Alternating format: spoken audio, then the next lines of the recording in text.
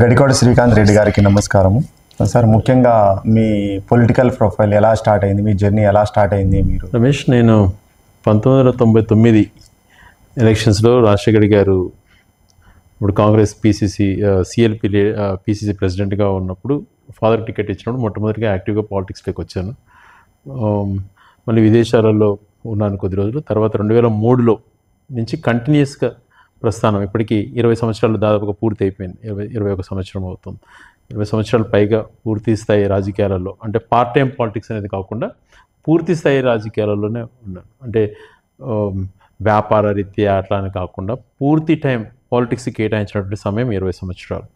20 సంవత్సరాలలో 2003లో వచ్చిన తర్వాత 2004 మేలో ఎలక్షన్స్ ఏదైతే జరిగాయో, కాంగ్రెస్ పార్టీ అధికారంలోకి వచ్చి రాజశేఖర్ గారు ముఖ్యమంత్రి అయిన తర్వాత, అంతకుముందు రాజకీయాలు వేరుగా ఉండేటివి. ఎక్కడ చూసినా గ్రామీణ ప్రాంతాలలో నక్సలిజం పేరుతో ఉండేటివి. గ్రామీణ ప్రాంతాల్లో ఏ ఒక్కరు నివసించేటువంటి పరిస్థితులు కూడా లేనటువంటి పరిస్థితులు. ఎక్కడ చూసినా పూరి గుడిసెలు, ఎర్రటి నేలలు, ఎక్కడ రోడ్లకు అనుకున్నటువంటి ఇది ఏది కాదు, విద్యుత్ లేనటువంటి పల్లెలు, ఇలాంటి పరిస్థితులు ఉండేటివి. అప్పుడు రాజకీయాలు అంటే మనుషులను వేసుకొని తిరిగేది, తోడలు కట్టుకునేది, రాళ్ళు వేసుకునేది, అలాంటి పరిస్థితులు ఉండేటివి.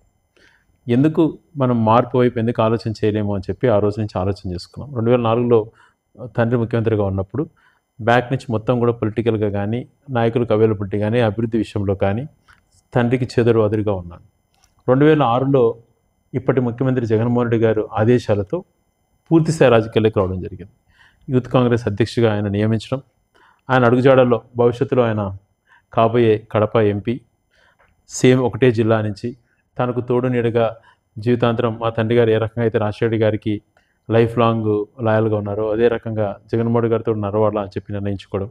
ఆయన యూత్ కాంగ్రెస్ ప్రెసిడెంట్ చేసిన తర్వాత ఎండల కాలంలో మేలో 2007లో పూర్తి జిల్లా అంతా కూడా పాదయాత్ర చేయడం జరిగింది, 500 కిలోమీటర్ల పైగా.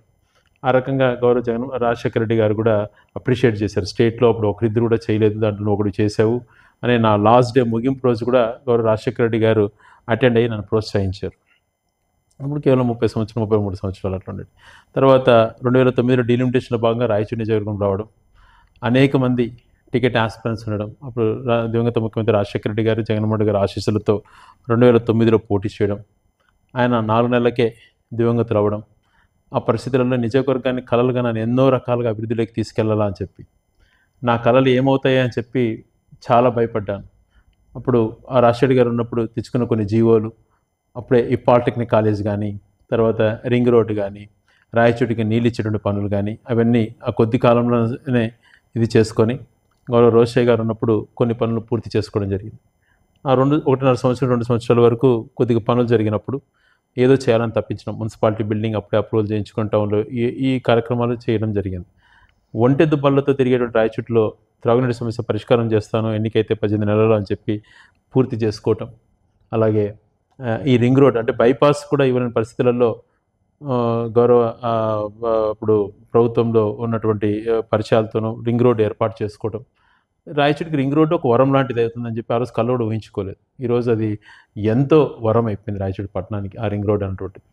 అలాంటి పరిస్థితుల్లో మళ్ళీ తర్వాత జగన్మోహన్ రెడ్డి గారు రాజకీయ పార్టీ పెట్టి బయటికి రావడం, తనతో నేను నడవాలి అని అనుకోవడం, తనతో పాటు నేను బయటికి రావడంతో ప్రతిపక్ష శాసనసభ్యుడిగా క్రియేట్ చేయడం జరిగింది ఆ 3 సంవత్సరాలు కూడా. మళ్ళీ 2014 అప్పటికే 2009లో 2012లో 2 ఎలక్షన్స్ అయిపోయాయి.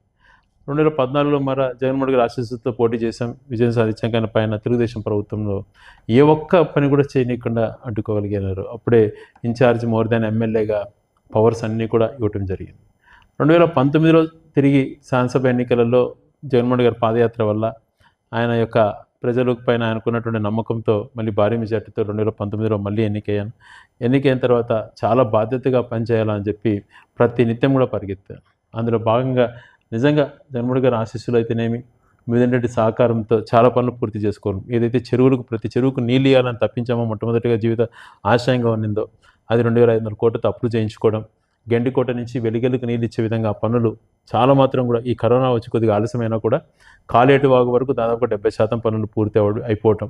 అలాగే మిగిలిన పనులు 25% పనులు కూడా త్వరలో పూర్తి చేసుకునే దానికి పూర్తిగా దాన్ని చిత్తశుద్ధితో పనిచేస్తున్నాం. అలాగే కాలేటి వాగు నుంచి కూడా కొన్ని మండలాలకు చెరువులు నీళ్ళు తెచ్చే విధానాన్ని కూడా అవి కూడా అప్రూవ్ చేయించుకోవడం.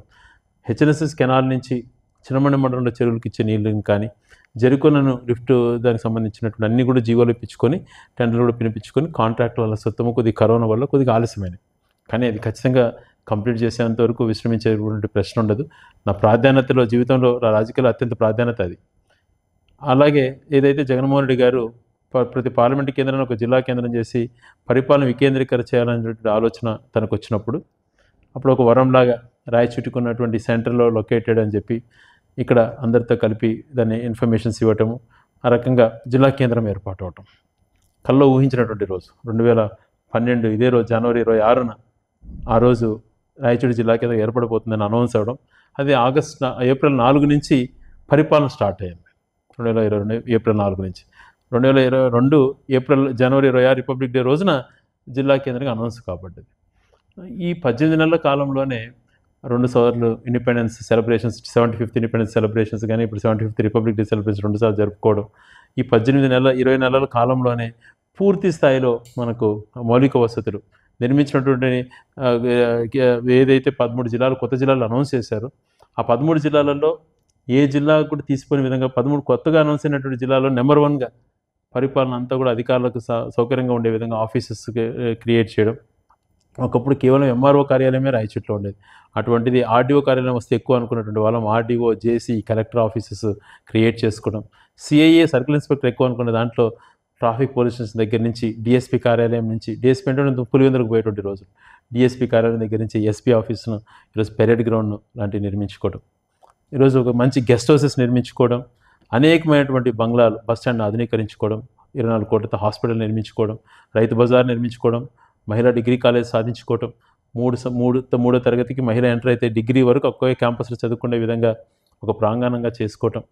అలాగే మున్సిపాలిటీ పరిపాలనా భవనం అతి అద్భుతంగా తీర్చిదిద్దుకోవడం, ఒక మినీ అసెంబ్లీ లాగా ఉంది అన్నటువంటి దాన్ని అనిపించుకోవడం, అక్కడ సుందరీకరణ పనులు చేయడం, ఎప్పటి నుంచో పెండింగ్లో దీర్ఘకాలంగా ఇరుగ్గా ఉన్నటువంటి సుండుపల్లి రోడ్డును ఆధునీకరించి సెంట్రల్ లైటింగ్ చేసుకోవడం దగ్గర నుంచి మహనీయులు స్టాచ్యూస్ రాయచూట్లో అంబేద్కర్, జ్యోతిరావు పూలే, అబ్దుల్ కలాం, గాంధీ మహాత్ముడి నిలువెత్తు విగ్రహాలు పెట్టుకోవడం దగ్గర నుంచి సుందరమైనటువంటి పార్కు, డైట్ పార్క్ దగ్గర నుంచి ఇలాంటివి అన్ని కార్యక్రమాలు రాయచూటి పట్టణంలో అనేక వీధులలో అన్నీ అయిపోయినాయని చెప్పను. కానీ యూజీడీ చేయాలన్న ఉద్దేశంతో కొద్దిగా ఆలస్యమైంది, లేకపోతే అన్నీ కూడా అయిపోయింది. చాలా శాతం కూడా సిమెంట్ రోడ్లు వేసుకోవటం, ఇలాంటివి ఎన్నో కార్యక్రమాలు. గునికుంట్ల రోడ్డున అద్భుతంగా తీర్చిదిద్ది మంచి లైటింగ్ తీసుకురావటం, ఎంఐజీ సామాన్య మానవుడికి అందుబాటులో ఉండే విధంగా ఎంఐజీ లేఅవుట్ని క్రియేట్ చేసి అప్రోచ్ రోడ్డు 10 కోట్లతో వేయటం, 250 ఎకరాలలో అతి అద్భుతంగా జగనన్న కాలనీ, ఎక్కడ ప్రభుత్వానికి ₹1 కాకుండా రైతుల ల్యాండ్ పూలింగ్తో, రైతుల యొక్క సహాయ సహకారంతో 250 ఎకరాలలో 6,000 మందికి పక్కా గృహాలు నిర్మించడం. మరి సుండిపల్లి రోడ్లో చనమకపల్లి వాసులకు అక్కడ దాదాపు 20-30 ఎకరాల్లో నిర్మించడం, 93 జగనన్న కాలనీలు నియోజకవర్గ వ్యాప్తంగా నిర్మించుకోవడం, 20,000 పక్కా గృహాలు తెచ్చుకునే దగ్గర నుంచి అనేకమైనటువంటి కార్యక్రమాలు. అంటే భవిష్యత్ అవసరాల కోసం ఆలోచన చేసినటువంటి నాయకుడు అని అంటారు. అంటే రేపు తరం గురించి ఆలోచన చేసేటటువంటి. సో ఏ ఒక్కట కూడా గతంలో ఆలోచన చేయలేదు. అటు బ్రిటిష్ పీరియడ్లో రాజంపేటకు సబ్ కలెక్టర్ ఆఫీస్ ఉంది, ఇటు మదనపల్లికి సబ్ కలెక్టర్ ఆఫీసులుగా నిర్మించారు బ్రిటిషర్స్ కాలంలో. అనేక బంగ్లాలు ఉన్నాయి. ఇక్కడ ఏ ఒక్కటి నిర్మాణం లేకుండా ఉన్నది. అటువంటిది గెస్ట్ హౌస్ నిర్మించుకోవడం కానీ, డిఎస్పీ ఆఫీసు, క్యాంప్ ఆఫీసు నిర్మించడం, ట్రాఫిక్ పోలీస్ కంప్లీట్ చేయడం కానీ, మిగిలిన ఆఫీసెస్ అన్నీ కూడా ఆధునీకరించుకోవడంలో దగ్గర నుంచి స్థలాలు భవిష్యత్ తరాలకు ఉపయోగపడే విధంగా. ఈరోజు రాజకీయాలలో ఎవరికి శాశ్వతం కాదు, చేసేటువంటి సేవలో నిలబడతాయి. అందుకు అనుగుణంగానే 100 ఎకరాలలో ఇంటికి కలెక్టరేట్ కావాలని చెప్పి ఒక ల్యాండ్ అక్వైర్ చేసుకోవడం దగ్గర నుంచి, దాదాపుగా 50 నుంచి 60 ఎకరాల ఎంఐజీ లేఅవుట్ దగ్గర నుంచి, 10 ఎకరాలు ఆర్టీఓ కార్యాలయాన్ని కేటాయించడం దగ్గర నుంచి, 70 ఎకరాలు భవిష్యత్తులో పీజీ సెంటర్ యూనివర్సిటీకి చేయాలంటుంటే ఆలోచన చేసుకుని యూనివర్సిటీకి హ్యాండ్ ఓవర్ చేసిన దగ్గర నుంచి, కేంద్రీయ విద్యాలయం కోసం 10 ఎకరాల దగ్గర నుంచి, యునాలి కాలేజ్ కోసం 10 ఎకరాల దగ్గర నుంచి, జిల్లా పరిషత్కు 10 ఎకరాల దగ్గర నుంచి, స్టేట్ గెస్ట్ హౌస్కి 2 ఎకరాలు, 1.5 ఎకరా డిఎస్పీ ఆఫీస్ కని, 1.5 ఎకరా ట్రాఫిక్ పోలీస్ స్టేషన్ కని, 5 ఎకరాలలో కలెక్టర్ బంగ్లా నిర్మించాలని పనులు కూడా స్టార్ట్ చేసినాం. 2 ఎకరాలలో జేసీ బంగ్లా కట్టాలని, 1.5 ఎకరాలు ఎస్పీ బంగ్లా ఉండాలని, ఇలాంటివన్నీ స్థలాలు కేటాయించేసేసి ఎక్కడికక్కడ భవిష్యత్ అవసరాలు బాగుండాలని నగరవనం 80 ఎకరాలలో అయితేనేమి, ప్రజలకు ఆహ్లాదకరంగా ఉండేందుకు శిల్పారామం 12 ఎకరాలలో అయితేనేమి, అలాగే డైట్ పార్క్ను ఆధునీకరించుకోవడంలో అయితేనేమి ఎన్నో కార్యక్రమాలు. చుట్టూ 4 అర్బన్ హెల్త్ సెంటర్లు నిర్మించి హాస్పిటల్ 100 బెడ్ హాస్పిటల్ విద్యుపతిని కంప్లీట్ చేసే దగ్గర నుంచి, బస్ స్టాండ్కి ఎక్స్టెన్షన్ కోసం 33 క్యాబినెట్లో పాస్ చేయించే దగ్గర నుంచి, నమాజ్ కట్ట అభివృద్ధి దగ్గర నుంచి, వీరభద్రస్వామి ఆలయం అభివృద్ధి దగ్గర నుంచి ఎన్నో కార్యక్రమాలు, తలపెట్టిన కార్యక్రమాలు. దేవుడి దయ వలన కరోనా లాంటి అడ్డంకి వచ్చి 2 సంవత్సరాలు వేస్తేనా కూడా పేద ప్రజలకు చేయాలంటే సంకల్పంతో ముందుకెళ్ళాం. సో ఇలాగే రాబో రోజులలో కూడా ఇంకా ఈ రాయచోటికి ఏం అవసరము, ముందుగా అత్యంత మనకు అవసరమైనటువంటి 2 సంవత్సరాల్లోనే కరోనా వచ్చి 2019 తర్వాత జగనన్న ప్రభుత్వం వచ్చిన తర్వాత 2 సంవత్సరాల కరోనా పోయినా జస్ట్ 2.5 సంవత్సరంలోనే ఇంత అభివృద్ధి చేసినా కూడా ప్రతిపక్షాలు శ్రీకాంత్ రెడ్డి రాయచోటికి ఏం చేశాడు, మళ్ళీ మీరు ఆయనకి ఎట్లా ఓటేస్తారని చాలా మంది నాయకులు జనాల దగ్గరికి వెళ్ళి అడుగుతున్నారన్న. దానికి మీరు ఇచ్చే సమాధానం? ఇప్పుడు రాయచోటి పైన అవగాహన ఉన్న వాళ్ళంతా కూడా తెలుసు. నాకు మొట్టమొదటిగా ఎమ్మెల్యేగా అయినప్పుడు కేవలం 1 సంవత్సరం 1.5 సంవత్సరం మాత్రం అధికారం నాకు ఉంది. తర్వాత ఎవరి హ్యాండ్ ఓవర్లో ఉన్నది అధికారం అందరికీ కూడా తెలుసు, ఎవరు ఇన్ఛార్జ్ గౌరవించారు. తర్వాత 5 సంవత్సరాలు కూడా ఎవరి చేతిలో అధికారం ఉన్నదో అందరికీ తెలుసు. నాకున్న ఈ 4.5 సంవత్సరంలో 2 సంవత్సరాలు కరోనా గోగా మిగిలిన 2.5 సంవత్సరంలో వాళ్ళ గుండెలపైన చేసుకొని చెప్పమనండి అభివృద్ధి చెందలేదు. వాళ్ళు రాజకీయ విమర్శలు చేస్తూ ఉంటారు. నేను ఏ రోజు కూడా నేను ఒకటే అనుకున్నాను, ఈ రాజకీయాల్లో హుందాతనం ఉండాలి, రాజకీయాలలో మనం వేసేటువంటి అడుగులు చూసి మనం ఫాలో అయ్యే వాళ్ళు కూడా మన బాటలో నడవాలి, మనం చేసే తప్పుడు అడుగులకు వాళ్ళ ఆదర్శంగా తీసుకొని తప్పుడు అడుగులు వేస్తే వ్యవస్థే పాడవుతుంది అని ఆలోచన చేసే వ్యక్తిని నేను. అందుకనే నేను ఏదంటే నోరు పారేసుకోను. ఎవరైనా నేను మాట్లాడచ్చు, మాట్లాడే ముందు ఆరోపణలు చేసే ముందు గుండెపైన చేసుకొని అది నిజాయితీగా వాళ్ళు చేస్తున్నారా, రాజకీయం కోసం చేస్తున్నారా ఆలోచన చేసి చెప్పమంటున్నాను. నేను మాట్లాడాలనుకుంటే ఎన్నైనా మాట్లాడచ్చు, కానీ నేను వాళ్ళ విజ్ఞతకే వదిలేస్తాను. నేను ఏ రోజు చెప్పాను, నేను ఏదైనా రాజకీయ పరంగా తప్పు చేసినప్పుడు, రాజకీయాలలో ఏదైనా ప్రజలకు అవసరాలకు అనుగుణంగా నేను తప్పు చేసిన రోజున వైదొలుగుతాను అని చెప్పాను. ఒకానొక టైంలో భూములపై నాకు ఆరోపణ చేశారు. ఆ రోజు ఒకటే చెప్పాను నేను, రాయచోటిలో అన్ని మండల కేంద్రాలలో కానీ రాయచోటి టౌన్లో కానీ 20 నుంచి 30 సంవత్సరాల రికార్డ్స్ అంతా కూడా ఎప్పుడు మిలిటరీ పట్టాలు ఇచ్చారు, ఎప్పుడు డీకేటీలు రెగ్యులరైజ్ చేసుకున్నారు, ఎవరు చుక్కల భూములు రెగ్యులరైజ్ చేసుకున్నారు, ఎవరు భూములు రిజిస్ట్రేషన్స్ అయినా, ఏం పెండింగ్ రిజిస్ట్రేషన్స్ ఉన్నాయి, డిస్ప్లే చేయండి అని చెప్పి అడిగి వచ్చాను. మరి ఈరోజు దానికి నన్ను అడిగితే మొన్నటి వరకు కూడా అన్నీ రెడీగా ఉన్నాయి, రికార్డ్స్ అన్నీ కూడా డిస్ప్లే చేసి పెట్టినాము. ఏదైనా కూడా అంటే ఏ రికార్డ్స్ అడిగినా కూడా, ఎవరు వచ్చి అడిగినా కూడా, ఏ సర్వే నెంబర్ నుంచి అడిగినా కూడా వెంటనే వాళ్ళకి డీటెయిల్స్ ఇచ్చే విధంగా ఆఫీస్ ఉండాలి అని చెప్పి ఆ రోజు పోయి చెప్పి వచ్చిన తర్వాత అవన్నీ కూడా తయారు చేయించి పెట్టాం. మరి ఆ రోజు నుంచి వాళ్ళు మాట్లాడరు, కానీ ఎప్పుడు ఛాన్స్ వచ్చినప్పుడంతా కూడా ఆరోపణ చేసి వదిలేస్తారు. అంటే నేను ఏదో నీ పైన బురద చల్లుతాను, తర్వాత నీ ఇష్టం అన్నట్లుగా. నేను నిజంగా ఈరోజు చిత్తశుద్ధితో చెప్తున్నా, నేను మీ ఆరోపణ చేయలేక కాదు, మీరు చేసినట్టు తప్పులు ఎన్నో ఉన్నాయి ఎత్తి చూపించడానికి, కానీ నా పద్ధతి అది కాదు. నేను ఒకటే అనుకున్నా, మీ విజ్ఞత కోసం నా ధ్యేయం, ప్రజలు నన్ను నమ్మి గెలిపించారు, ప్రజల కోసం ప్రతిరోజు నేను పని చేయాలి. పడుకుండేటప్పుడు, నేను నిద్రపోయేటప్పటికి ఆ రోజు మంచి చేశానా లేదా అని ఆలోచన చేసుకుని పడుకోవాలి. అందుకనే అందులో భాగంగానే ఈరోజు నియోజకవర్గంలో జిల్లాలోనే టాప్గా 73 గ్రామ సచివాలయాలు, 25 వార్డు సచివాలయాల్లో 73 గ్రామ సచివాలయాలకు బిల్డింగ్లు ఇస్తే అత్యంత ఎక్కువగా మనం కంప్లీట్ చేసుకోగలిగినాం. ఆర్బీకేలు ఎక్కువగా కంప్లీట్ చేసుకోగలిగినాం, హెల్త్ క్లినిక్లు కంప్లీట్ చేసుకోగలిగినాం. నేను ఇంతకుముందు చెప్పినట్టుగా రాయచోట్ల అనేక పనులు యుద్ధ ప్రతిపదికపైన ఫండ్స్ వైపున ఎన్నో ఇబ్బందులు ఉన్నా కూడా వెనకడికి వేయకుండా ఏదో ఒక రకంగా చేయాలన్నటువంటి తపనతో ఒక స్టేడియం నిర్మాణం దగ్గర నుంచి తీసుకున్నప్పుడు, అంటే భవిష్యత్ తరానికి ఉపయోగపడేదే కదా. ఈరోజు హాస్పిటల్ నిర్మాణం అయింది, కళ్ళ కనపడడం లేదా. మున్సిపాలిటీ సుందరీకరణలో భాగంగా ఆ ఏరియానంతా సుందరమదనంగా చేసి బ్రహ్మాండమైనటువంటి కౌన్సిల్ సభాభవనం నిర్మించాం, కనపడదా. రైతులకు ఉపయోగపడాలి, ఒక ఆధునికంగా పద్ధతులు ఉన్నాయని చెప్పి రైతు బజార్ నిర్మించింది, వాళ్ళు ఆలోచన చేయట్లేదా. మరి మీ హాయంలో ఎందుకు మహిళలకు డిగ్రీ కాలేజ్ తేవాలని చెప్పి అడిగితే ఎందుకు తేలేకపోయినారు? 3వ తరగతి నుంచి డిగ్రీ వరకు ఒకే ప్రాంగణంలో మహిళలు చదువుకునే విధంగా ఏర్పాటు చేయడంలో నేను చేసినటువంటి తప్పు అవుతుందా? బస్ స్టాండ్ని రెవెన్యూ స్థలంలో 33 సెంట్లు తీసుకొని బ్రహ్మాండమైనటువంటి ఆధునీకరించి దాన్ని చేయడం అయితేనేమి, ఇలాంటివి చెప్పుకుంటూ పోతే అనేకమైనటువంటి రమేష్. నగరవనం అన్నటువంటి ఆలోచన, డైట్ పార్క్ ఈరోజు కొన్ని వేల మంది వాకింగ్ చేసుకునే దానికి అవకాశాలు కల్పించే దగ్గర నుంచి ఈరోజు ఇంత ఆధునికంగా గెస్ట్ హౌసెస్ ఇవన్నీ కూడా చేసుకోవడం అన్నటువంటిది మామూలు విషయం. 2009లో మీరు మొదటిసారి ఎమ్మెల్యే అయినప్పుడు ఎవరైనా కానీ మొదటిసారి ఎమ్మెల్యే అయితే అధికారం కావాలి, అధికారంలోనే ఉండాలి అని ఉండాలనుకుంటారు యంగ్స్టర్స్. కానీ మీరు 2009లో వైఎస్ఆర్ గారు రెండవసారి ముఖ్యమంత్రి అయిన తర్వాత, పెద్ద ఆయన చనిపోయిన తర్వాత మీరు జగనన్న వెంట నడవాలి అనే ఆలోచన ఎందుకు వచ్చింది? రాజకీయాలలో మొదటి నుంచి మేము మా రాజకీయ ప్రస్థానము రాజశేఖర్ గారి కుటుంబంతోనే ఇది ఉండేదన్నమాట. ఇది సే అబౌట్ ఫ్రమ్ 78 రాజశేఖర్ గారు మొదటి ఎమ్మెల్యే అయినప్పటి నుంచి మా ఫాదర్ 81 మొట్టమొదటిగా పబ్లిక్తో ఎలక్ట్ సమితి ప్రెసిడెంట్ దగ్గర నుంచి కూడా రాజశేఖర్ గారు అడుగుజాడలో నడుస్తున్నాం. సో అలాగే కొనసాగుతూ ఉంది. అదే ప్రేమ జగన్మోహన్ గారు నా పైన చూపిస్తున్నారు. ఆయన రాజకీయాల్లోకి ఆయన ఆదేశాలతోనే రాజకీయాల్లోకి వచ్చినాను నేను. సో ఆయన వెనక నడవకుండా ఎవరైనా వెనక నడవాలి. ఆ రోజు చాలా రిక్వెస్ట్ చేసుకున్నాను, ఆయన ఒక్కరు రాజీనామా చేస్తే లేదు నేను వెనకలు తోడు ఉంటానని. ఆ రోజు జగన్మోహన్ రెడ్డి గారు ఇప్పుడు కాదు సమయం వచ్చినట్టు చెప్తాను, ఆ రోజు నువ్వు ఖచ్చితంగా వద్దులే అని చెప్పి ఆదేశాలు చేశారు. అనేక నిందలు ఆయన ఏ తప్పు చేయకపోయినా ఆయన పడినటువంటి మాటలు ఏ నాయకుడు భరించలేడు. కానీ దాన్ని అన్ని తట్టుకొని ఆయన ఆత్మస్థైర్యం నిజంగా బతికినంత కాలం ఊపిరినంత కాలం అట్లాంటి నాయకుడు వెనక పనిచేయడం గర్వంగా ఫీల్ అవుతాను.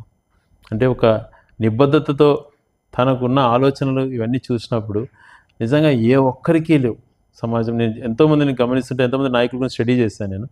కానీ రాజశేఖర్ గారి తర్వాత నిబద్ధత, తనకున్నటువంటి మంచితనం, ఎప్పుడు ఎంతసేపు నెక్స్ట్ జనరేషన్ కోసం ఏం చేయాలి, ఉన్నంతకాలం ఏ రకం ప్రజలకు ఉపయోగపడాలి అనే ఆలోచనలు కానీ, తను ఎన్ని ఆరోపణలు చేసినా కాలమే సమాధానం చెప్తుంది అని చెప్పి తన పని తను చేసుకున్నటువంటిది నిజంగా ఏ ఒక్కరు చేయరు. ఆయనకు మంచి గుణం ఇచ్చాడు దేవుడు. ఆ గుణంతోనే ఈరోజు అత్యంత ప్రజాదరణ నాయకుడిగా ఈరోజు దేశంలో నేను జగన్ ఒకడని చెప్పగలుగుతా ధైర్యంగా. అంటే మాస్లేకి తను చేసినంత పేద ప్రజలకు ఏ ఒక్కరూ లేరు. ఒక నాయకుడు అన్నవాడు నేను మంచి చేసినానని మీకు అనిపిస్తే నాకు అండగా నిలబడండి అనేటువంటి నాయకుడిని దేశంలో ఏ రాజకీయ ప్రజాస్వామ్య దేశంలో ఏ ప్రాంతీయ పార్టీ కానీ ఏ జాతీయ పార్టీ కానీ ఆ మాట ఎవరు అనలేరు. అది ఆయనకే సాధ్యపడింది. అప్పుడు జగన్మోహన్ రెడ్డి గారి వెనకాల నడవాలనే ఉద్దేశంతో ఆయనకు అవసరం అనుకున్నప్పుడు ఆ రోజు మేము అసెంబ్లీ నిలబడ్డామని మేము డిస్క్వాలిఫై చేశారు. బై ఎలక్షన్ కూడా రావడం జరిగిన విషయం మీకు అంతా కూడా ఎంతో తెలిసిన విషయం. మీరు జగన్మోహన్ రెడ్డి అన్నతో చాలా క్లోజ్గా ఉంటారు. మొదట వచ్చిన వ్యక్తి మీరే పార్టీ. కానీ పెద్ద ఆయన చనిపోయిన తర్వాత జగన్మోహన్ రెడ్డి గారికి వైఎస్ఆర్ గారికి మీతో ఉన్న అనుబంధం, వాళ్ళిద్దరి కంపారిజన్ మీరు ఎలా చెప్పగలరు 2 మాటల్లో చెప్పాలంటే? రాజశేఖర రెడ్డి గారితో అంతకుముందు చిన్నప్పటి నుంచి కూడా నా ఇంటికి వచ్చినప్పుడు అనేక సార్లు తనతో జస్ట్ పరిచయం ఉండేది. అమెరికా కానీ 2002లో వచ్చినప్పుడు తనతో దగ్గరగా తిరగడం, తర్వాత 2003లో ఆ ఎన్నికల్లో నేను పూర్తిస్థాయి యాక్టివ్గా పాల్గొన్న తర్వాత 2004 నుంచి నేను యూత్ కాంగ్రెస్ దగ్గర నుంచి తండ్రితో పాటు అనేక సార్లు తన దగ్గరికి వెళ్ళటం, ఎంతో చనువుగా ఆయన మాట్లాడుతుండడం, ఉదయం 4 గంటల ఇంటర్వ్యూలో కూడా అనేక సార్లు ఆయనతో కలవడం, ఆయన ఒక క్రమశిక్షణ, డిసిప్లిన్, ఆయన ఆప్యాయతను చూసి ఎంత మాట్లాడుకున్నా తక్కువే. చరిత్రలో ఆయన దైవ సంబుద్ధుడు అన్నటువంటి మాట ఖచ్చితంగా వాడతాను నేను. ఆ రకమైనటువంటి ఆప్యాయత, ప్రేమ ఆయనలో ఉండేది. అంటే తను ఆలోచన పరంగా వచ్చినటువంటి విధానాలలో, అంటే ఒక పెన్షన్ ఇవ్వండి అని ముసలి ఎవరినైనా ఆ కాలంలో అడిగేటప్పుడు 70 రూపాయల పెన్షన్లో ఆ లైన్లో తీసుకున్న ఎవరెవరు చచ్చిపోతే నీకు ఇస్తానని చెప్పే రోజుల నుంచి అందరికీ ఇవ్వండి అర్హత ఉన్న వాళ్ళకని శాచురేషన్ మూమెంట్స్ తీసుకొచ్చి, శాచురేషన్ మూమెంట్లో హౌసింగ్ కానీ, శాచురేషన్ మూమెంట్లో పెన్షన్స్ కానీ ఇలా ఇచ్చేటువంటి కాన్సెప్ట్ తీసుకొచ్చి ఫ్రీ కరెంట్ అన్నటువంటిది ఎవరైనా దేశంలో ఫస్ట్ చేశారా? రైతుకి ఎంతో ఉపయోగకరం. జీవితాంతరం ఒక రైతు గుండెల్లో పెట్టుకొని ప్రేమించేటువంటి దేవుడు కూడా సాయం చేయనంత గొప్పది ఉచిత కరెంట్ అన్నటువంటిది. ఆరోగ్యశ్రీ, పేదవాడు ఈరోజు లక్షల మంది ప్రాణాలతో ఉన్నారు అని అంటే పేదవాడు ప్రాణాలతో ఉన్నారు అప్పులకు పాలు కాకుండా అంటే ఆరోగ్యశ్రీ వల్ల. ఈరోజు ఉన్నత చదువులు చదువుకొని ఈరోజు కొంతమంది మాట్లాడుతుంటారు, తమ్ముళ్ళు నా వల్ల మీరు అమెరికాలో ఉండారని చెప్పి. అటువంటి ఎందుకంటే నాకు రాజకీయ విమర్శలు చేయడం ఎందుకనే నా ఉద్దేశం.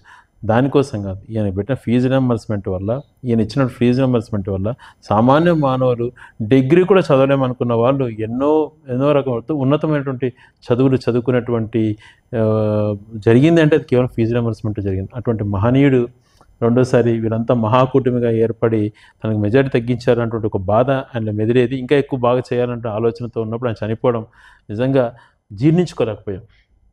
2024 మరో 2-3 నెలల్లో మనకు దగ్గరలో ఎలక్షన్స్ వస్తున్నాయి. మన రాయచోటికి కానీ రాయచోటి ప్రజలకు కానీ ఇప్పటికే చాలా చేశారు డెవలప్మెంట్లో చూసుకుంటే. మీరు 24 జరగబోయే 2 నెలల ఎలక్షన్స్ తర్వాత మీరు ఏం చేయదలుచుకున్నారు రాయచోటికి కానీ రాయచోటి ప్రజలకు కానీ? అంతకుముందు రాజశేఖర రెడ్డి గారి గురించి మీతో మాట్లాడు అదే విధానంలో అదే నాయకత్వ లక్షణాలతో పనిచేస్తున్న జగన్మోహన్ రెడ్డి గారు కూడా కరోనా లాంటి మహమ్మారి వచ్చినా కూడా ఆయన నేర్పించాడు, ప్రజలకు అవసరం ఉన్నప్పుడు దగ్గరగా ఉండాలన్న నాయకులు అన్నటువంటి కాన్సెప్ట్ జగన్మోహన్ రెడ్డి గారు. ఆయన ఆదేశాలతోనే కరోనా వచ్చినప్పుడు పేషెంట్స్తోనే మేము వాళ్ళ మంచి చెడులు కనుక్కుంటూ వాళ్ళతోనే గడిపే రోజులు. ఎక్కడైతే అవసరం ఉంటుందో, ఎక్కడైతే వాళ్ళకు వెంటనే అవసరం పడుతుందో అక్కడ అండగా ఉండండి అనే ఆదేశాలతో ఆక్సిజన్ ప్లాంట్ రాయచూరు నిర్మించే దగ్గర నుంచి అలా అందుబాటులో ఉన్నాం.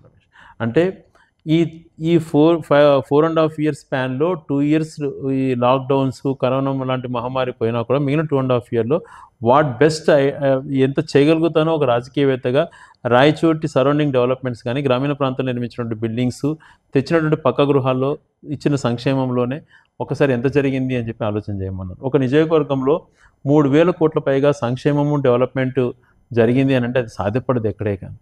అది జగన్మోహన్ గారి పీరియడ్లో సాధ్యపడింది. అనేకమైనటువంటివి కల్లో కూడా ఊహించుకోలేనిది. ఈ ఒక పక్క మదనపల్లి అన్నటువంటిది ఎప్పటి నుంచో సబ్ కలెక్టర్ ఆఫీస్ ఉన్నటువంటి ప్రాంతం, రాజంపేట సబ్ కలెక్టర్ ఉన్నటువంటి ప్రాంతం, ఎంతో హిస్టారికల్ ఉన్నటువంటిది. మనకు కనీసం రెవెన్యూ డివిజన్ అయినటువంటి ప్రాంతాన్ని జిల్లా కేంద్రంగా చేసుకోవటం, ఇలాంటి ఎన్నో ఇంతకుముందు చెప్పిన విధంగా ఎన్నో కార్యక్రమాలు మనం చేసుకోగలిగినాం డెవలప్మెంట్ విషయాలలో. ఒక విజన్ అనేటువంటిది నాకుంది. ఈ ఇక్కడ ఈరోజు ఒక ఇండస్ట్రీ కానీ మెడికల్ కాలేజ్ కానీ ఎప్పటికైనా తెచ్చుకోవచ్చు. జిల్లా అనేది 100 సంవత్సరాలకు ఒకసారి కూడా రానటువంటి ఆపర్చునిటీ అది. ఇప్పుడు ఆంధ్రప్రదేశ్ ఏర్పడిన తర్వాత, స్వతంత్రం వచ్చిన తర్వాత 3 కొత్త జిల్లాలు వచ్చినాయి: విజయనగరం, ప్రకాశం, రంగారెడ్డి. అంటే ఈ 75 సంవత్సరాల స్పాన్లో ఉమ్మడి రాష్ట్రంలో 3 జిల్లాలు. అటువంటిది ఈ జిల్లాల అవకాశం 100 సంవత్సరాలకు ఒకసారి కూడా కలిగే అవకాశాన్ని దాన్ని సద్వినియోగం చేసుకున్నాం. జిల్లా కేంద్రమైంది. నెక్స్ట్ నా టార్గెట్ ఇక్కడ యూనివర్సిటీ ఒకటి కంప్లీట్ చేసుకొని నేషనల్ హైవే కనెక్టివిటీ, అంటే కదిరి నుంచి national highway connectivity throughout ఈ Raichur ring road surrounding 4 lane అయిపోయి కృష్ణపట్నం వరకు ట్రాన్స్పోర్టేషన్ పెరిగితే ఇక్కడ మనకు ఇంకా కూడా మంచి వాల్యూస్, ల్యాండ్ వాల్యూస్ పెరగడంతో పాటు అనేక, ఎందుకంటే జిల్లా కేంద్రం అయిన తర్వాత గతంతో పోలిస్తే ఇప్పుడు ప్రతి ఒక్క చుట్టుపక్కల అన్ని మండలాలలో కూడా భూముల విలువలు బాగా పెరిగాయి, ఇంకా బాగా పెరుగుతుంది. అలాగే చాగలమర్రి నుంచి ఇప్పుడు జరుగుతున్నటువంటి పని రాయచోటికి హైవే NH, ఈ 2 కానీ హైవేస్ కానీ పూర్తి స్థాయిలో అయిపోయి యూనివర్సిటీ ఒకటి తెచ్చుకుంటే 3 నుంచి 4 వేల మందికి ఉపాధి అవకాశాలు కలిగే ఒక ఇండస్ట్రీ తెచ్చుకోవాలన్నటువంటిది నా నెక్స్ట్ ప్లాన్. అలాగే ఢిల్లీ స్థాయిలో కొన్ని ఈ మిలిటరీకి సంబంధించినటువంటిది ఏదన్నా ఇక్కడ ఎస్టాబ్లిష్, రా మెటీరియల్ తక్కువ కాబట్టి అటువంటి ఇండస్ట్రీస్ వాళ్ళకు సైనికులకు ఉపయోగపడేటువంటివి ఏదైనా స్టిచ్చింగ్స్ కానీ ఇట్లాంటి వాటిపైన కూడా దృష్టి పెట్టాను. ఇవి తీసుకొని ఎంప్లాయ్మెంట్ జనరేషన్ చేసుకోగలిగితే ఇక్కడ యూత్కి కూడా, ఎందుకంటే ఇక్కడ నుంచి కనీసం అంటే 20,000 మంది పైగా బెంగళూరులో జాబ్ చేసేటువంటి వాళ్ళు ఉన్నారు ఐటీలో, హైదరాబాద్లో ఒక 10,000 పైన ఉన్నారు, చెన్నై, పూణే, అదర్ కంట్రీస్లో ఐటీ ఉద్యోగస్తులు బ్రహ్మాండంగా ఉన్నారు. వాళ్ళందరూ తలుచుకుంటే, అంటే ఒక ప్రాంతంలో, అంటే ఇప్పుడు 800 acres ఒక చోట 600 acres తీసుకున్నాం. రేపు పొద్దున ఒక ఐటీ పీపుల్ అంతా కూడా తలుచుకొని వాళ్ళ ప్రాంతాల్లో తల్లిదండ్రులకి దగ్గరగా ఉండాలి, సొంత ఊళ్ళలో స్థిరపడాలి అని అనుకున్నప్పుడు స్టార్టప్స్ చేసుకోవచ్చు వాళ్ళంతా కూడా. నెక్స్ట్ ఆ ప్లాన్తో ముందుకెళ్తాం. ఇక్కడ ఒక పెద్ద ఆయన చెప్తున్నాడు, నేను క్రియేట్ చేసేస్తాను డేటా సెంటర్. ఆయన క్రియేట్ చేసేది వైఫై అనేటువంటిది ఇప్పుడు ప్రతి చోట ఫెసిలిటీకి వచ్చింది. అందుకనే జగన్మోహన్ రెడ్డి గారు సచివాలయాల దగ్గరనే మనకు ఒక డిజిటల్ లైబ్రరీ క్రియేట్ చేస్తున్నాం. చాలా మాత్రం కొన్ని ఊళ్ళలో కూడా కట్టగలిగినాం. అక్కడ వైఫై క్రియేట్ చేయడంతో పాటు డేటా సెంటర్ ఎక్కడికక్కడ ఇప్పుడు కనెక్షన్స్ ఫీజిబిలిటీ కూడా బాగా పెరిగింది. ఇంకా నెట్వర్క్స్ కూడా బాగా చేసుకోవచ్చు. కొంతమంది ఒక 10 గ్రూపులుగా ఫామ్ అయ్యి ఒక్కొక్క గ్రూప్ ఒక్కొక్క స్టార్టప్ కంపెనీ మేము చేసుకొని ఇక్కడ ఉన్నటువంటి అవకాశాలు సద్వినియోగం చేసుకొని ఇక్కడ యూత్కి అవకాశాలు కల్పిస్తాము అని అంటే అటువంటి వాళ్ళని ఫుల్ ఫ్లెడ్జ్గా ఎంకరేజ్ చేస్తాం. నాకు కూడా సాఫ్ట్వేర్ పైన అనుభవం ఉంది, సాఫ్ట్వేర్ ఉద్యోగాలు పనిచేసినటువంటి వాడిని. ఆ అనుభవంతో పాటు ఈరోజు నేను గడప గడపని 1,00,000 ఇల్లులు తిరగలిగినాను. గతంలో చరిత్రలో ఏ ఒక్కరు కూడా తిరగలేరు కూడా. జగన్మోహన్ గారి ఆశీస్సులతో నేను తిరగలిగినాను.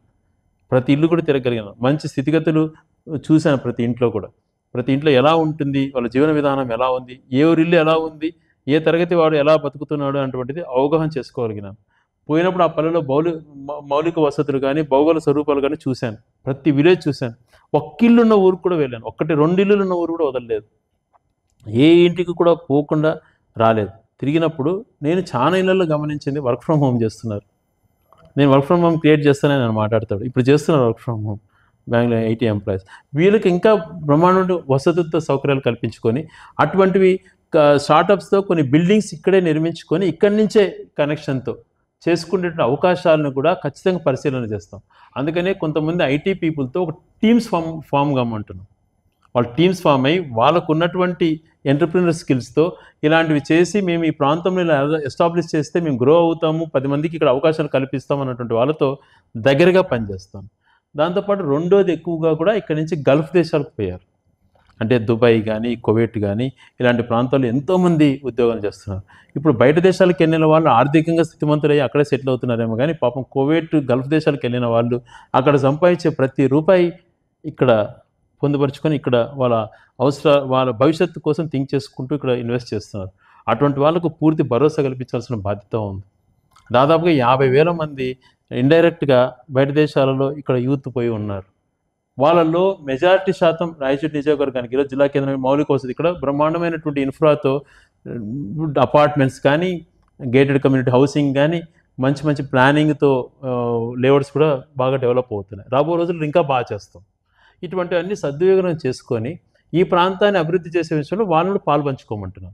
ఇక్కడ ఉన్నటువంటి లోకల్గా ఉన్నటువంటి యూత్కు ఒక ఇండస్ట్రీని తీసుకొచ్చి మిగిలిన టైంలో రైతులకు మనం ఏదైతే గెంటుకోట నుంచి ఇప్పుడు దాదాపు యుద్ధ పని చేస్తున్నామో దాన్ని కంప్లీట్ చేసుకుంటే మనము వన్ ఆఫ్ ద టాపెస్ట్ కాన్స్టిట్యున్సీకి హార్టికల్చరల్గా డెవలప్ చేసుకుంటే అవకాశం కలుగుతుంది.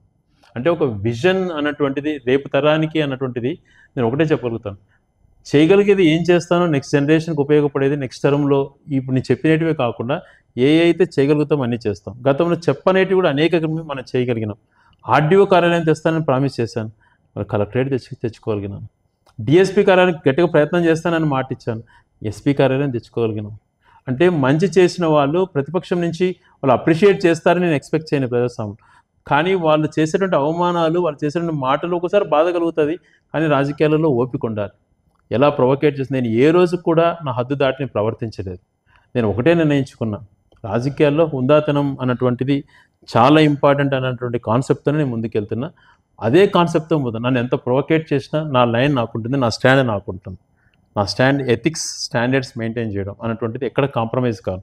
అవసరం అనుకున్నప్పుడు ప్రజలచే తిరస్కరించబడే రోజు తప్పుకుంటాను, కానీ ప్రజలు మన్నలు పొందే విధంగా డెమోక్రటిక్గా ప్రజాస్వామ్య విలువలను గౌరవించే విధంగా సత్ప్రవర్తనతో హుందాతనపు రాజకీయాలు ఒక మనల్ని చూసి ఆదర్శంగా తీసుకొని ఇతరులు చెడిపోయే విధంగా అడుగులు కాకుండా మంచి అడుగులు పడే విధంగా ఒక మంచి నాయకుడి కింద మేము పనిచేస్తున్నాం. బయట మాట్లాడే వాళ్ళ మాటలు అదంతా శుద్ధ అబద్ధాలు. ఒక నాయకుడి గురించి మాట్లాడు, ఆయన క్యారెక్టర్ ఏందో, ఆయన క్యాలిబర్ ఏందో, ఆయన ఒక హుందాతనం ఏందో, ఆయన ఒక ధైర్యం ఏందో కళతో చూసిన వాళ్ళం. ఆ నాయకత్వంలో పనిచేసిన గర్వపడేటువంటి వాళ్ళం, ఆశలతో పనిచేసేటువంటి వాళ్ళము. ఈరోజు సిస్టమ్స్కి మేము అంటే ఒక సిస్టమ్ని మోర్ దెన్ ఒక తల్లికి ఎంత గౌరవం ఇస్తామో ఒక వ్యవస్థకు అంత గౌరవం ఇస్తాం.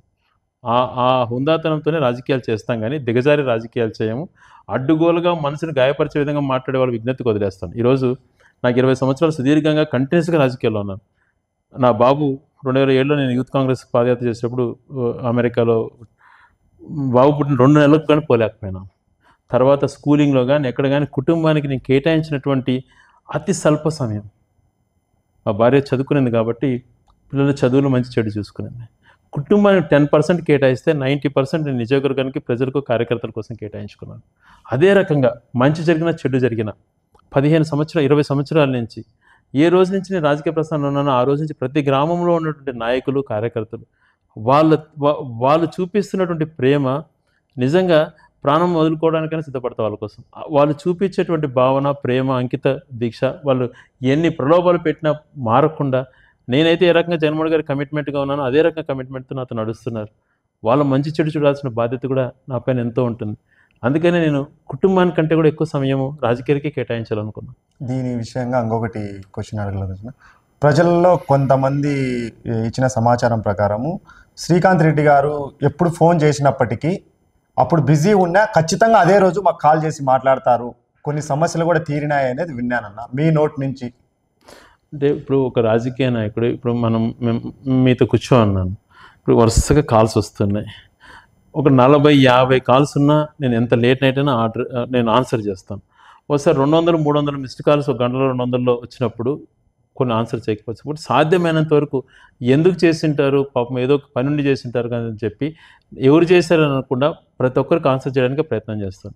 నా పిఏల దగ్గర నా ఫోన్ ఉంటుంది, గన్మెంట్ ఏముంటుంది, ఎప్పుడు నా జోబీలోనే ఉంటుంది. కొన్ని ఇట్లాంటి ఎమర్జెన్సీ కాలంలో ఒక మీటింగ్స్లో ఉన్నప్పుడు ఇలాంటి పరిస్థితుల్లో ఇప్పుడే చూడండి, జనరల్గా మీరు అడిగారు కాబట్టి చెప్తున్నాను. ఇప్పటికే చూసుకుంటే దాదాపుగా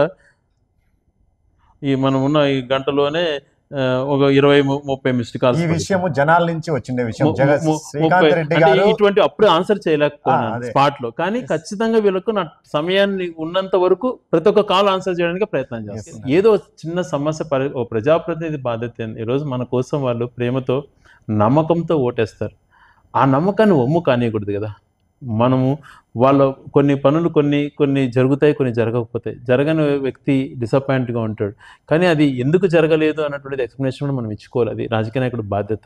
ముందు జరగబోయే ఎలక్షన్స్లో కానీ ఇప్పుడు మీకు వరుసగా జనాలు 4 సార్లు అధికారం, శ్రీకాంత్ రెడ్డి గారిని 4 సార్లు రాయచూటి ఎమ్మెల్యేగా చేశారు. క్రిటికల్ సిచ్యువేషన్ 2009 పెద్ద ఆయన చనిపోయిన తర్వాత మీరు బై ఎలక్షన్స్కి వెళ్ళారు. ఆ క్రిటికల్ సిచ్యువేషన్ 100 కోట్లు ఖర్చు పెట్టినప్పటికీ శ్రీకాంత్ రెడ్డి గారిని ఆదరించారు. ఈ ప్రజలకు, కార్యకర్తలకు మీరేం చెప్పదలుచుకుంటారు? 100% అండి. నేను ఈరోజు ఒకటే చెప్తున్నా, ఎందుకు ఇంత కమిట్మెంట్గా నేను పని చేస్తున్నాను అని అంటే కేవలం వాళ్ళు చూపిస్తున్న ఆదరణతోనే ఇది సాధ్యపడుతుంది. ప్రతి ఒక్క మనిషితో ఏ పల్లెకి వెళ్ళినా, ఈరోజు గడప గడపకి నేను తిరిగాను, 1,00,000 ఇల్లులు తిరిగాను. ఉదయం నేను 5:30కు చెప్తే 5 గంటలకే రెడీగా ఉండే నాయకులు, కార్యకర్తలు. 5:30కు 5:30 నుంచే ప్రతి ఇంట్లో కూడా తెలిసిన ప్రతి ఒక్క నాతో అండగా నిలబడే నాయకుడు కానీ, కార్యకర్త తన స్తోమతకు తగ్గట్టు వాళ్ళ ఇంట్లో భోజనం పెట్టడమా, వాళ్ళ ఇంట్లో టిఫిన్ పెట్టడమా, తన అల్పాహారం ఏదో స్నాక్స్ తేవడమా. ఇప్పుడు స్నాక్స్గా డ్రై ఫ్రూట్స్ కాస్ట్తో కూడుకున్నటువంటి డ్రై ఫ్రూట్స్ పెడతారు, కాఫీలు ఇచ్చేటువంటి వాళ్ళు. అంటే వాళ్ళు చూపిస్తున్న ప్రేమ రాజకీయాలలో చాలామంది అంటుంటారు, ఎందుకు ఈ రాజకీయాల్లో కొనసాగుతున్న విలువలు దిగజారినాయి కదా. వాళ్ళకి ఏం తెలుస్తుంది, వెనకలు చూపించే ఈ ప్రేమను చూస్తే రాజకీయాలు దిగజారుతున్నాయేమో కానీ వ్యక్తులు దిగజారట్లేదు కదా, కార్యకర్తలు దిగజారట్లేదు కదా. వాళ్ళు చూపించే ప్రేమ కోసమైనా మనం కట్టుబడి ఉండాలి కదా. ఒకసారి అదే చెప్తాను నేను, బాబుతో మనం ఎప్పుడో మాట్లాడినప్పుడు, మా స్కూల్లో నువ్వు ఒక్కసారి కూడా పీటీఎంలకు రావు అది ఇదని బాధపడుతున్నప్పుడు ఒక మాట చెప్పాల్సి వచ్చింది.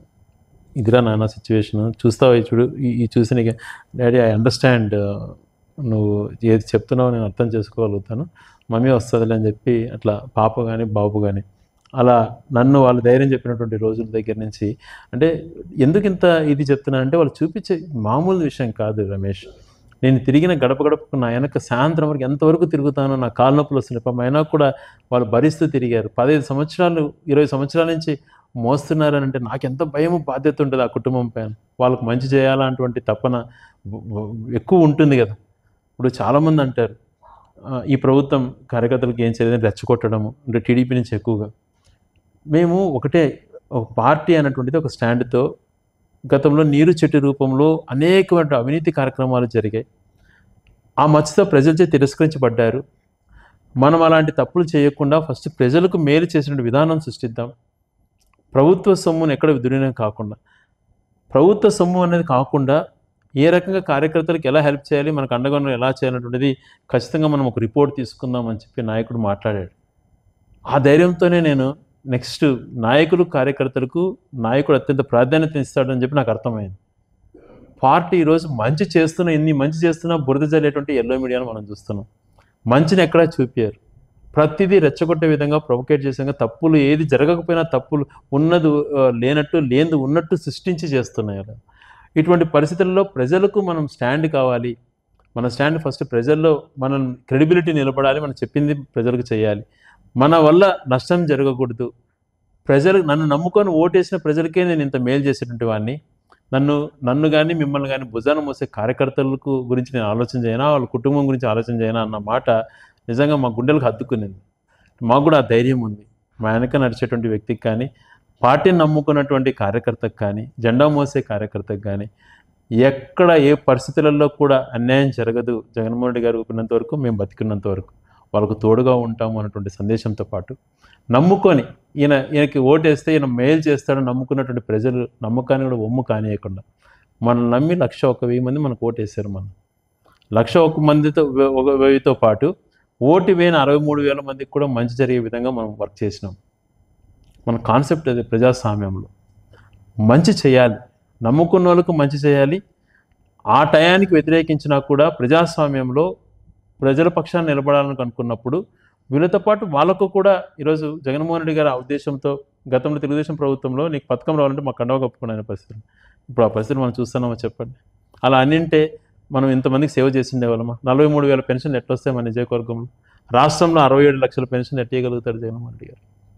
అంటే నాయకుడికి కొన్ని ఇది ఉండాలి. అలా అని చెప్పి మన కోసం జెండా మోసేటువంటి నాయకుడిని, కార్యకర్తలను ఖచ్చితంగా గుర్తింపు చేసుకోవాలి.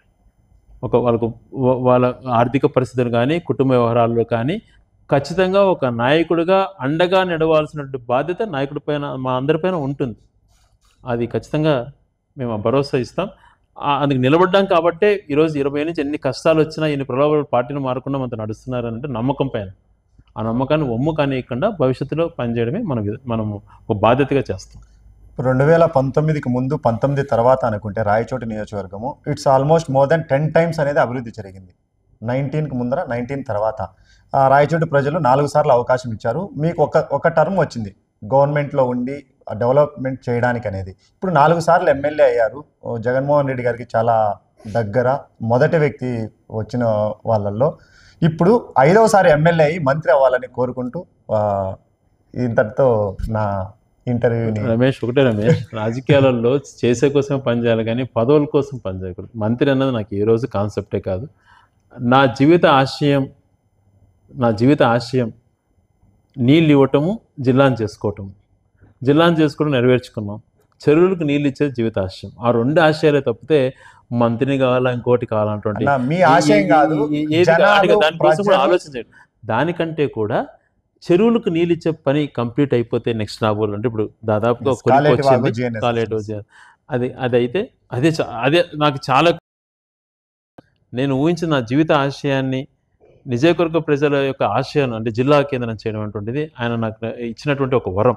దాంతోపాటు అది కూడా నెక్స్ట్ నేను కంప్లీట్ చేసుకుంటే నా జీవనం ధన్యం అవుతుంది. కానీ వేరే పదవులు కాదు. నన్ను నమ్ముకొని ఓటేసేటువంటి వాళ్ళను నా కష్టంలో పాలు పంచుకొని ప్రతి అడుగులో అడుగేస్తున్నటువంటి కార్యకర్తల నాయకుల కోసం ఊపిరినంత వరకు పనిచేస్తానని మాటిస్తూ, వాళ్ళకి ఏ రోజు ఏ అవసరం వచ్చినా అండగా నిలబడతానని తెలియజేసుకుంటూ, ప్రజలు నమ్మకంతో ఏదైతే క్యూలో నిలబడి ఓటేస్తారో వాళ్ళు ఆశలు ఒమ్ము కానియకుండా రేపు తరానికి ఈ ప్రాంతం కానీ నియోజకవర్గంలో కానీ 2-3 తరాల తర్వాత ఎలా ఉండాలి అనే ఆలోచనతోనే ప్రతినిత్యం పనిచేస్తాను మాటిస్తూ, మరొకసారి మీలాంటి వ్యక్తితో ఇంటర్వ్యూలో నాకు పాల్గొనడం సంతోషం అనిపించి మీ ద్వారా ఒక మెసేజ్ ఇవ్వదలుచుకున్నాను.